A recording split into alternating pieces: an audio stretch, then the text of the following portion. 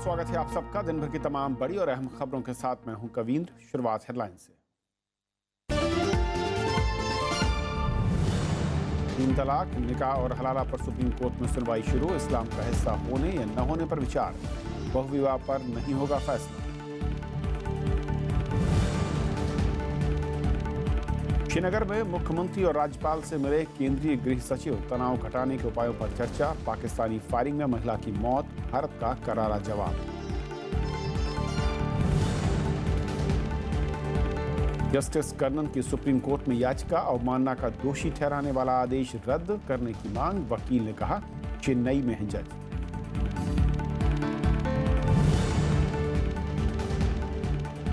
आम आदमी पार्टी का चुनाव आयोग के सामने धरना। ईवीएम मुद्दे पर सर्वदलीय समिति बनाने की मांग। चुनाव आयोग की बैठक कल।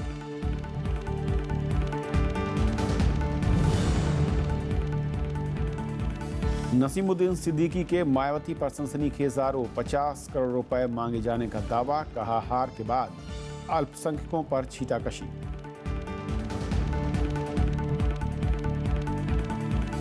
वही देखते हैं पहली खबर।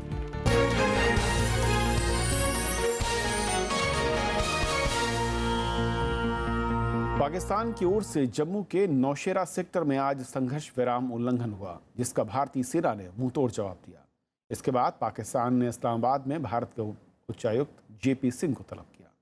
इधर कश्मीर के हालात का जायजा लेने श्रीनगर पहुंचे केंद्रीय गृह सचिव राजीव महर्षि ने राज्यपाल एनएन वोहरा, मुख्यमंत्री महबूबा मुफ्ती और अधिकारियों से मुलाकात की।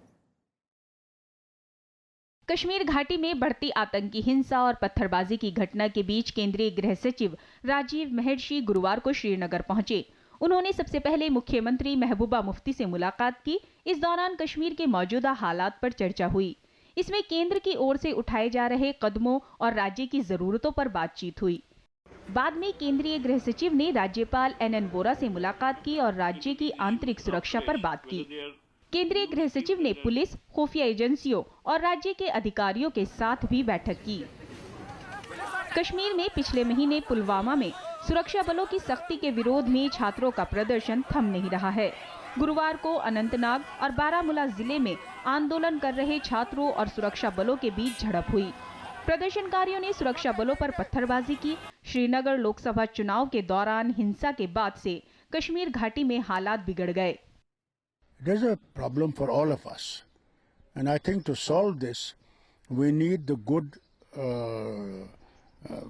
wishes of all the parties to work towards the political settlement of this problem. इधर पाकिस्तान ने जम्मू के नौशेरा सेक्टर में एक बार फिर संघर्ष विराम का उल्लंघन किया। देर रात ऑटोमेटिक हथियार से गोलीबारी और मोर्टार दागे गए। फायरिंग की चपेट में आने से एक महिला की मौत हो गई और उसका पति घायल हो गया। हमारी टीम्स गई हुई हैं फील्ड में कि कहां पे कितना नुकसान हुआ। हमने एहतियात के तौर पे जितने भी बॉर्डर के साथ लगे गांव हैं, वहां पे जितने भी स्कूल्स हैं उनको हमने बंद किया है। वहीं सेना की जवाबी कार्रवाई में पाकिस्तान के 2 सैनिकों के घायल होने की खबर है। पाकिस्तान सेना का दावा है कि भारत की ओर से गोलीबारी में एक शख्स की मौत हुई है और 3 घायल हुए हैं। Bureau report, Rajya Sabha TV. और कश्मीर के हालात पर और बातचीत करने के लिए हमारे साथ खास मेहमान राज कादियान जी मौजूद हैं, former deputy chief of army staff. Raj Kadian साहब, स्वागत है आपका राज्यसभा टीवी पर। सर, जिस तरीके से ये पूरी हालात हो रहे हैं और जो मैं पिछले 24 घंटे के घटनाक्रम को देखूं, वहाँ पर का मुलाकातों का दौर, किस तरीके के कदम आपको लग रहा है कि इस वक्त राज्य सरकार और केंद्र सरकार मिलकर उठाना चाहते हैं? किस दिशा में हम आगे बढ़ते देख रहे हैं इसको ईज आउट करने के लिए?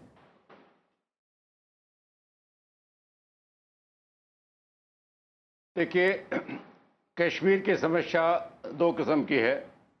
एक तो जो समस्या घाटी में है, जो सुरक्षा कर्मियों पर पथराव हो रहे हैं, जो प्रदर्शन हो रहे हैं, और दूसरी है एलओसी के आर पार।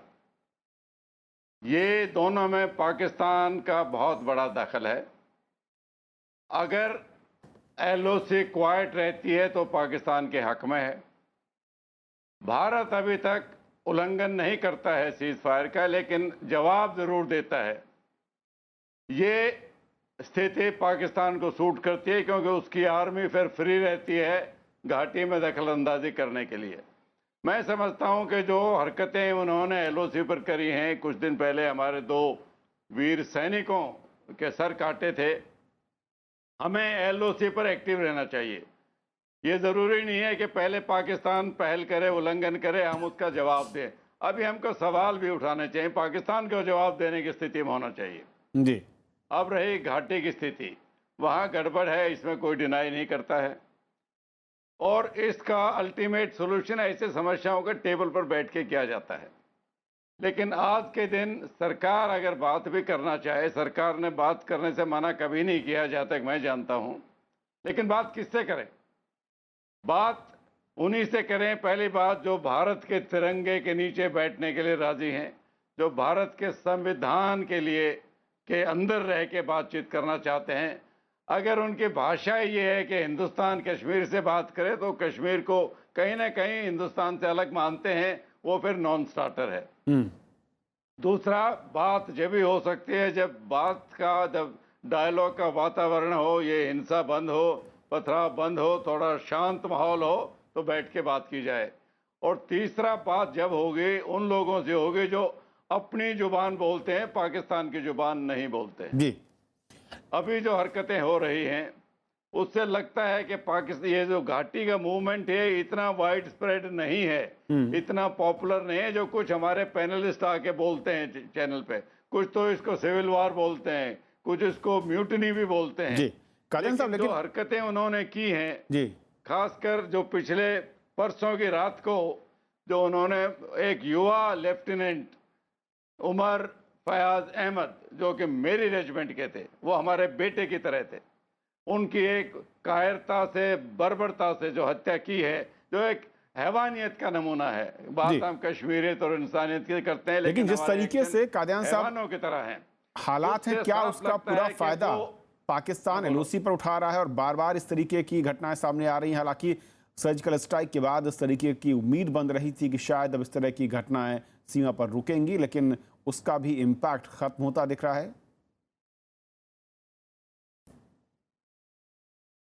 हमारी नीति दोनों तरफ ध्यान देना चाहिए, एक पाकिस्तान की तरफ और दूसरा इंटरनली घाटी की तरफ। पाकिस्तान जब तक दखलंदाजी बंद नहीं करेगा, ये समस्या पूरे तरीके से नहीं सुलझेगी। कुछ लोग हैं घाटी में जो पाकिस्तान की भाषा बोलते हैं, उनसे पैसे लेते हैं और उन्हीं का डायलॉग वो आगे बढ़ाना चाहते हैं, लेकिन वो मैं मानता हूँ मेजॉरिटी में नहीं है। अगर मेजॉरिटी में होते तो ये अपने कश्मीरी युवा की हत्या करने की क्या जरूरत थी, जो 2 दिन पहले उन्होंने की है, फैज अहमद की। इससे साफ है कि मूवमेंट का जो अभी स्टीम है वो निकलती जा रही है। बहुत लोग ऐसे हैं जो अब समझने लगे हैं, शिकारा ओनर्स हैं, होटल ओनर्स हैं, टैक्सी ओनर्स, इनकी बिजनेस बंद पड़ी है, शॉप ओनर्स हैं, रोज मार्केट बंद होती है। वो लोग समझने लगे हैं कि जो हुर्रियत लीडर हैं या और उनके साथी हैं, जो बच्चों के भविष्य के साथ खिलवाड़ कर रहे हैं, उनके जीवन के साथ खिलवाड़ कर रहे हैं, इनका अपना तो कोई लेना देना है नहीं। सबके बच्चे बाहर पढ़े हैं, बाहर डिग्रियां लिए हैं, बाहर जॉब कर रहे हैं, लेकिन दूसरों के बच्चों के लिए ये स्कूल भी नहीं खुलने दे रहे। ये ऐसा ज़्यादा दिन नहीं चलता है मूवमेंट, जब तक मूवमेंट के इन्वॉल्व नहीं। अब तो ज़बरदस्ती लोगों को पत्थर फेंकने के लिए बुलाया जा रहा है। ये वीडियो कई बार आए, तो 2-3 दिन पहले भी आया था कि जिनको उन्होंने पेट्रियट कहा, उनके सर बाल काटे जा रहे हैं, उनको बाल्टी में पानी डाल के डुबोया जा रहा है, ये फैज अहमद की हत्या की जा रही है, पुलिस वालों पर हमले किए जा रहे हैं। क्या कादियान साहब यही संकेत देना चाह रहे हैं कि भाई भारत सरकार की नौकरी कोई ना करे। एक आखिरी सवाल सर कि जिस तरीके से अब वहां पर जो स्थानीय नवयुवक हैं, जो कि या तो भारतीय सेना या फिर वहां पर पुलिस के साथ वहां पर जॉब कर रहे हैं और अपने कर्तव्यों का निर्वहन कर रहे हैं, अब वो जब निशाने पर लिए जा रहे हैं, क्या इसका संकेत ये है कि घाटी में जो अलगाववादी ताकतें थीं, अब शायद स्थानीय लोगों का सपोर्ट में खड़ा होना भारत के साथ उनको अखर रहा है, या उनको लगता है कि इससे उनकी जो एक पैड़ थी या उनका एक जो मुहिम थी वो रुक रही है?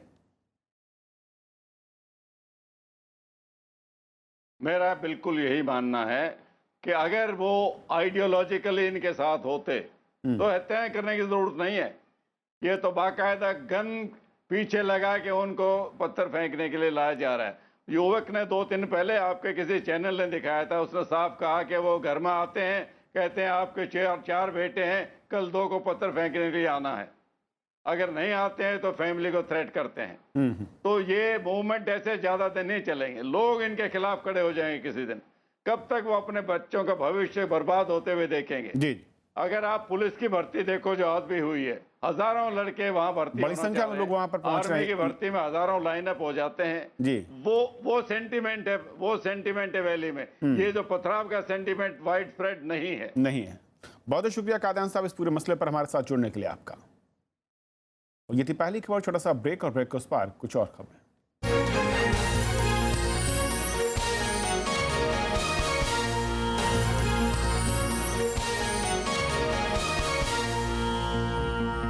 যদি তোর ডাক শুনে কেউ না আসে তবে একলা চলো রে, যদি তোর ডাক শুনে কেউ না আসে তবে একলা চলো রে, একলা চলো একলা চলো একলা चलो विरासत में इस बार गुरुदेव रविंद्रनाथ ठाकुर का रचना संसार हिंदी में पहली बार सिर्फ राज्यसभा टेलीविजन पर। चलो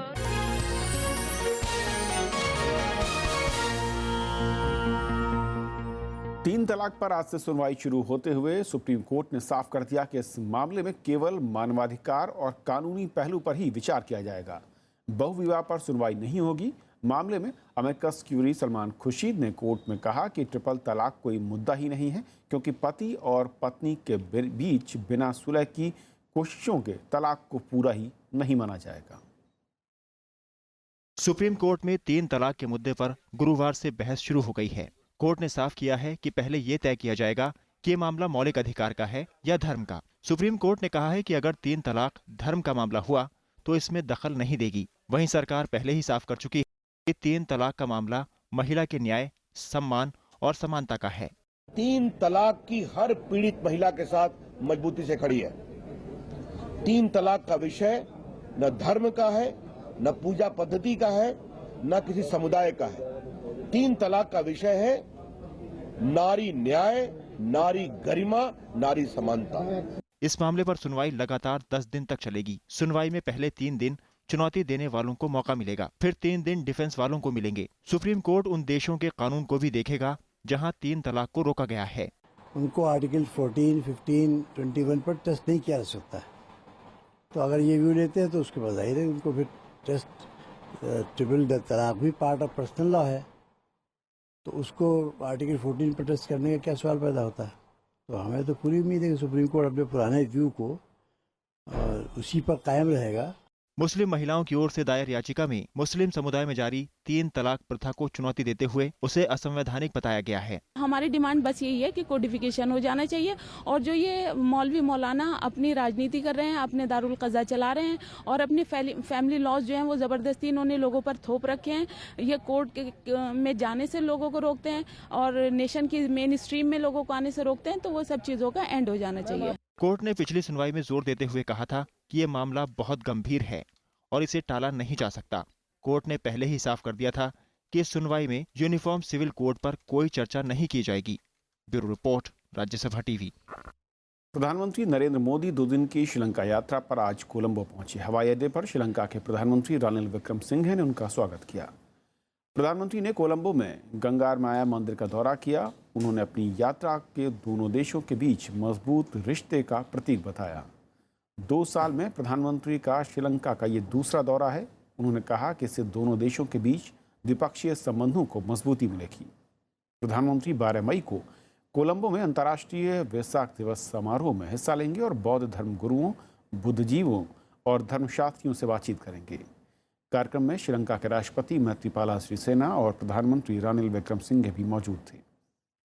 प्रधानमंत्री नरेंद्र मोदी श्रीलंका में रह रहे तमिल समुदाय से भी बातचीत करेंगे।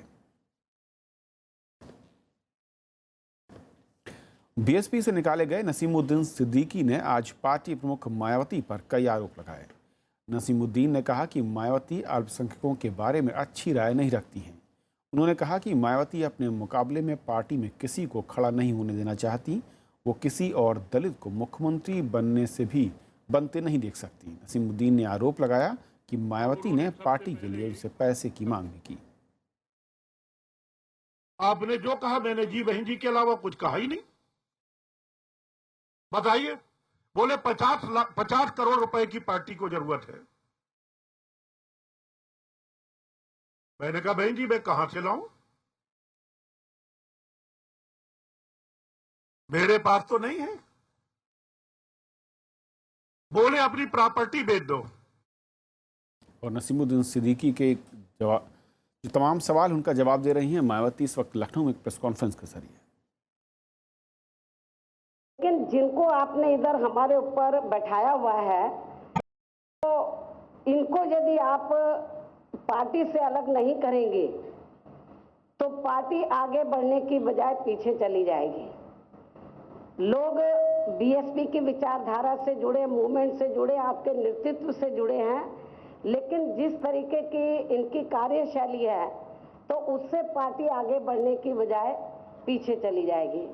तो मुझे पार्टी के लोग, अलग अलग मंडल के लोग मुझसे यहाँ लखनऊ में मिले, दिल्ली में भी मिले। जब पार्लियामेंट का सत्र चल रहा था तो उन्होंने ये बताया कि बहन जी नसीमुद्दीन सिद्दीकी जिसको आपने इधर पश्चिमी में लगाया है, ये बहुत बड़ा ब्लैकमेलर है, ये बहुत बड़ा टेपिंग ब्लैकमेलर है और उसकी आड़ में ये धंधा करता है, ये पैसा कमाता बहुत बड़ा ब्लैकमेलर है। और जो सही लोग हैं पार्टी के, तो उनके सामने इस किस्म की बातें करता है और उनको प्रवोक करता, उकसाता है, उनकी बातें टेप कर लेता है जो सही लोग हैं, और जो इसकी जेब के लोग हैं तो उनको आगे करने के लिए उनको फिर डराता है कि बहन जी ये टेप हम बहन जी को सुना देंगे तो बहन जी आपको पार्टी से निकाल देगी। तो नसीमुद्दीन सिद्दीकी को ब्लैकमेलर बताते हुए मायावती। उधर ईवीएम के मसले पर आम आदमी पार्टी ने अपना विरोध तेज कर दिया है। पार्टी ने आज दिल्ली में चुनाव आयोग के दफ्तर के सामने प्रदर्शन किया। पार्टी ने सर्वदलीय समिति बनाने की मांग की है, तो वहीं चुनाव आयोग ने पूरे मसले पर कल सर्वदलीय बैठक बुलाई है। वोट चोरी बंद करो, बंद करो, बंद करो, वोट चोरी बंद करो। आम आदमी पार्टी ने गुरुवार को ईवीएम मसले पर चुनाव आयोग के सामने धरना दिया। पार्टी ने चुनावों में वीवीपैट वाली मशीनें उपयोग करने की मांग की। पार्टी ने चुनाव आयोग को ज्ञापन भी सौंपा। हमारे 3 प्रमुख मांगे हैं। पहली मांग ये है कि आज के बाद जो भी चुनाव हो, including Gujarat, to start with Gujarat, every election must be held using the machines EVM which are equipped with VVPAT.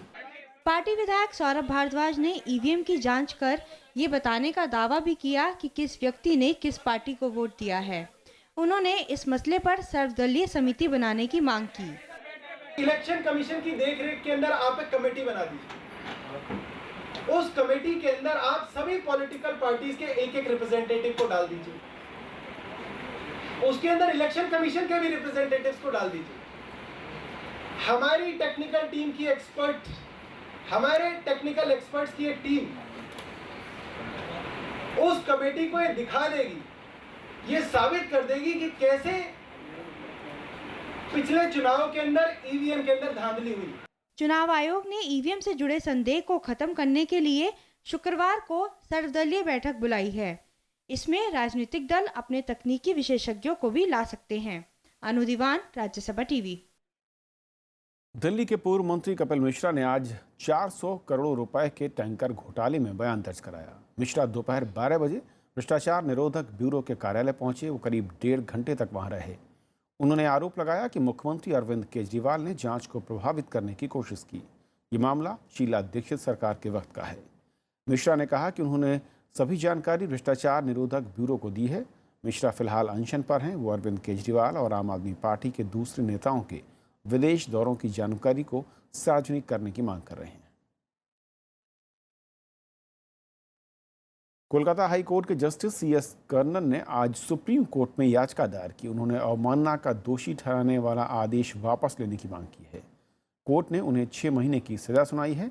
Karnan की तरफ से वकील मैथ्यू जे नेदुम्पारम ने याचिका दायर की है। वकील ने कहा कि जस्टिस कर्नन चेन्नई में है। नेदुम्पारा ने आरोप लगाया कि 12 वकील कर्नन की पैरवी करने से इनकार कर चुके हैं। There are 2 petitions they have filed. One is a substantive writ petition challenging the constitutional validity of the Contempt of Courts Act. And Contempt of Courts Act is unconstitutional because it is against the elementary principles of criminal jurisprudence or principles of natural justice. Rajasthan के भरतपुर में हुए हादसे की जांच के आदेश दिए गए हैं। बारात घर के मालिक पर मामला दर्ज किया गया है। इस हादसे में 25 लोगों की जान चली गई। उधर मध्य प्रदेश के जबलपुर में हुए सड़क हादसे में 11 मजदूरों की मौत हो गई। भरतपुर का ये बारात घर पूरी तरह मलबे में तब्दील हो चुका है। बीती रात आंधी और बारिश के चलते दीवार गिरने से 25 लोगों की जान चली गई। हादसे के वक्त यहाँ शादी कार्यक्रम चल रहा था। पुलिस ने मालिक के खिलाफ मामला दर्ज कर लिया है। बारात घर बिना लाइसेंस के चल रहा था। तेज अंधड़ और बारिश की वजह से लोग उस दीवार में सहारा लेने के लिए गए और वो पूरी दीवार जो करीब 80-90 फीट की थी, वो दीवार ही उनके ऊपर गिर गई। प्रधानमंत्री नरेंद्र मोदी ने हादसे पर दुख जताया है। उन्होंने मृतकों के परिजनों के लिए 2-2 लाख रुपए और घायलों को 50-50 हजार रुपए की मदद का ऐलान किया है। राज्य सरकार ने जांच के लिए 3 समितियां बनाई हैं। पहली समिति हादसे की जांच करेगी, दूसरी समिति सभी बारात घरों में सुरक्षा मानकों की जांच करेगी, तीसरी समिति घायलों के उपचार में लापरवाही के आरोपों की तहकीकात करेगी। तीनों कमेटियों की रिपोर्ट आने के बाद यदि कहीं पर ऐसा लगा कि कहीं कोई लापरवाही की गई है, कहीं पर कोई कमी खामी रही है, तो उसको दुरुस्त करेंगे। उधर मध्य प्रदेश के जबलपुर में सड़क हादसे 18 मजदूरों की मौत हो गई, जबकि 15 घायल हो गए हैं। हादसा उस वक्त हुआ जब ट्रक ड्राइवर ने नियंत्रण खो दिया और गाड़ी पुल से जा टकराई। मुख्यमंत्री शिवराज सिंह चौहान ने मृतकों के परिजनों को 1-1 लाख रुपए मुआवजे का ऐलान किया है। Bureau report, Rajya Sabha TV. मुख्य आर्थिक सलाहकार अरविंद सुब्रमण्यम ने भारत की रेटिंग न बढ़ाने की आलोचना की है। उन्होंने कहा कि भारत और चीन को रेटिंग देते वक्त वैश्विक रेटिंग एजेंसियां असंगत रवैया अपना रही हैं। उनके मुताबिक आर्थिक गतिविधियों में सुधार के बावजूद भारत की BBB- रेटिंग नहीं सुधरी है, जबकि चीन की आर्थिक गतिविधियों में जोखिम के बावजूद उनकी रेटिंग बढ़ाकर AA- की गई है, यानी कि नेगेटिव। एजेंसियों ने भारत को निवेश श्रेणी के निचले पायदान पर रखा है। इससे वैश्विक बाजार से कर्ज मिलना महंगा हो जाता है, क्योंकि निवेश को जोखिम से भरा माना जाता है। पिछले सप्ताह आर्थिक मामलों के सचिव शक्तिकांत दास ने कहा था कि रेटिंग एजेंसियां जमीनी सच्चाइयों से वाकिफ नहीं है। नेशनल ग्रीन ट्रिब्यूनल ने आज DDA को कड़ी फटकार लगाई। DDA ने एक्सपर्ट समिति की रिपोर्ट पर सवाल उठाए थे। सवाल उठाने का अधिकार नहीं है। NGT ने इस मसले पर कार्रवाई की चेतावनी भी दी। DDA ने कहा कि वो सिर्फ समिति के निष्कर्षों और उपयोग में लाई गई तकनीक पर सवाल उठा रहे हैं। समिति के मुताबिक यमुना के आसपास जैव विविधता को फिर बहाल करने के लिए 42 करोड़ रुपए लगेंगे। तो इस बुलेटिन में फिलहाल इतना ही। नमस्कार।